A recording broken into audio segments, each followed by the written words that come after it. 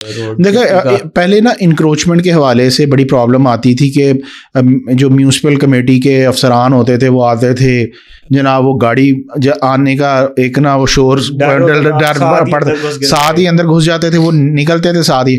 اب یہ جو فورس بنا دی گئی ہے پیرا یا پیرا فورس جو ابھی ہے، اس کے ساتھ یہ ہو گیا کہ ایک ڈیلی کی مانیٹرنگ ہوتی رہتی ہے، چیک اینڈ بیلنس ہوتا رہتا ہے. جو ہے نا وہ تھوڑا نالج، ہاں لوگوں کو بھی شاید دے یا نالج. ڈاکٹر صاحب بات یہ ہے کہ نالج آلریڈی لوگ کس کو نہیں پتا کہ اس کی دکان کی حدود یہ ہے.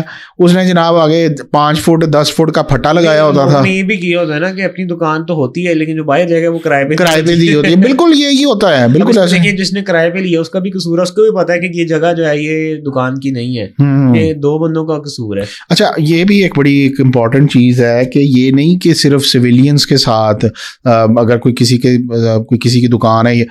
آپ گجرانوالہ میں سیٹلائٹ ٹاؤن مارکیٹ کے اندر وابڈا کا آفس ہے، وہ آپ دیکھیں انہوں نے اس کے آگے نا کوئی شیڈز وغیرہ لگائے ہوئے تھے، کچھ کمرے ان کے جو تھے وہ تجاوزات میں آتے تھے، کوئی لحاظ نہیں کیا، انہوں نے گرا دیے بالکل، دیواریں شیواریں کمرے شیڈز گرا دیے. اب یہ جس طرح انہوں نے ابھی تو گرا دیے ٹھیک ہے، اب بعد میں یہ کہ جب دوبارہ لوگ بنائیں تو آبویسلی یہ جو میونسپل والے ہوتے ہیں پیسے شیسے کھا کے پھر لوگوں کو دوبارہ بنانے دیتے ہیں.